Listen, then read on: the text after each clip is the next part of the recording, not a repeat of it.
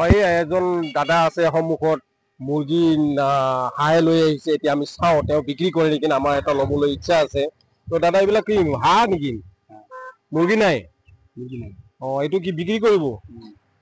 আপোনাৰ নামটো কি আছে মফিদুল ইছলাম আপুনি কি হাঁহৰে বেপাৰ কৰে হাঁহ মুৰ্গী এনে বিক্ৰী কৰোঁ এইটো বিক্ৰী কৰিব এতিয়া আমি যদি লওঁ দিব কিমান কিমান বিচাৰিছে আপুনি মানে 550 দিম 550 600 নোখোজো 550 দিম আচ্ছা আচ্ছা তেতিয়াহ'লে দি দিয়ক আমি হাঁহটো লৈ লওঁ ঠিক আছে আপুনি ওলাই দিয়ক আপোনাৰ বস্তু আপুনি ওলাই দিয়ক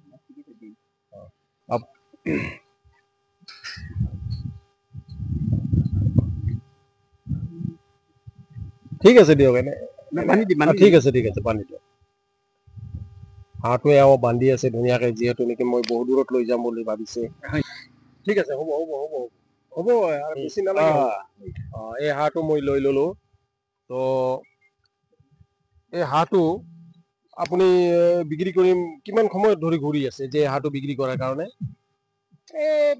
হ'ল বোধহয় 2-3 ঘণ্টামান হ'ল এই এটা হাঁহ লৈয়ে নহয় আৰু মুৰ্গী বিক্ৰী কৰিলো এতিয়া এটাই আছে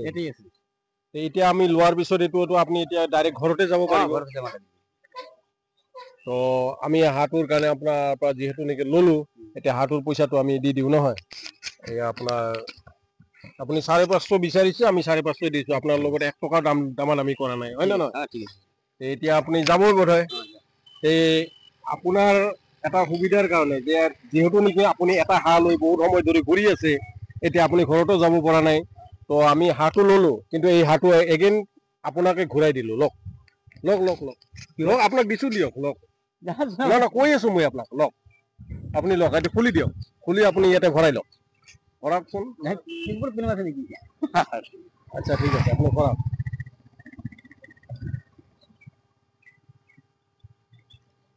একদম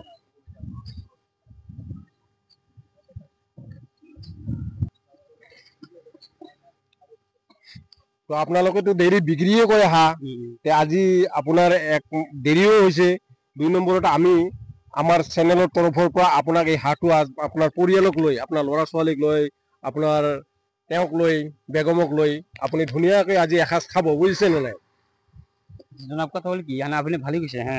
কিন্তু তাহলে মানে পইচাটা আৰু ঠিক নহ'ব নেকি নাই নাই নাই এইটো আমাৰ ফালৰ পৰা আমি আপোনাক খুচি কৈ দিছো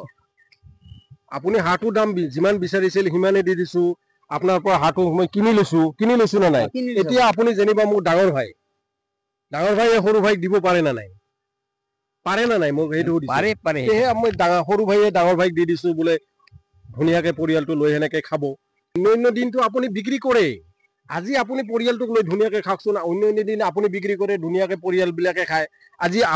আপুনি লৈ যায় ঘৰৰ পৰিয়ালখিনি খাওক আপুনিতো আপোনাৰ মজুৰিটোতো পাইছে 550 বিচাৰিছে আপোনাকতো 550 মই দিছোৱে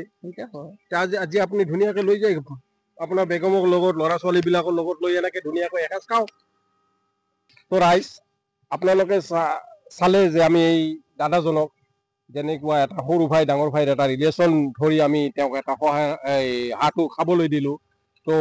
এনেকুৱা ভিডিঅ' আমাৰ হয়তো বহুত কৰিছো তো আমাৰ মাউণ্ট এভাৰেষ্ট মাল্টিপাৰ্পাছ কোঅপাৰেটিভ ছ'চাইটিৰ সজলত আমাৰ যিটো আৱাৰ হেল্পিং টিম আছে এই টিমটোৰ জৰিয়তে আমি এনেকুৱা বহুত দূৰ দূৰণিত আমি সহায়ৰ হাত আগবঢ়া ভিডিঅ' আপোনালোকে হয়তো নিশ্চয় দেখিব পাৰিছে তো আজি এই দাদাজনক আমি এটা হাঁহ দি যেন সহায় বুলি কোৱা নাই আৰু হাঁহ দি এটা ঈদৰ উপলক্ষে আমি খাবলৈ তেওঁলোকৰ পৰিয়ালটোক দি দিছো তো আমাৰ এই ভিডিঅ'বোৰ চাই যদি আপোনালোকে সঁচাকৈ ভাল পাইছে তেন্তে আমাৰ ভিডিঅ'বোৰক লাইক আৰু শ্বেয়াৰ কমেণ্ট কৰিবলৈ নাপাহৰিব যিহেতু নেকি আপোনালোকৰ সহায়ৰ আমাৰ চেনেলটোক বহুত প্ৰয়োজন আছে কাৰণ আপোনালোকে যদি লাইক শ্বেয়াৰ কমেণ্ট নকৰে আমি আগলৈ উৎসাহ নাপালে এনেকুৱা পৰিয়ালবোৰক আমি সহায় কৰাত আমি হয়তো কুণ্ঠাবোধ কৰিম বা অৱহেলা এটা ভাৱ আহিব গতিকে আপোনালোকৰ সহায়ৰ আমাৰ বহুত প্ৰয়োজন আছে আগলৈ আশা কৰিছো যে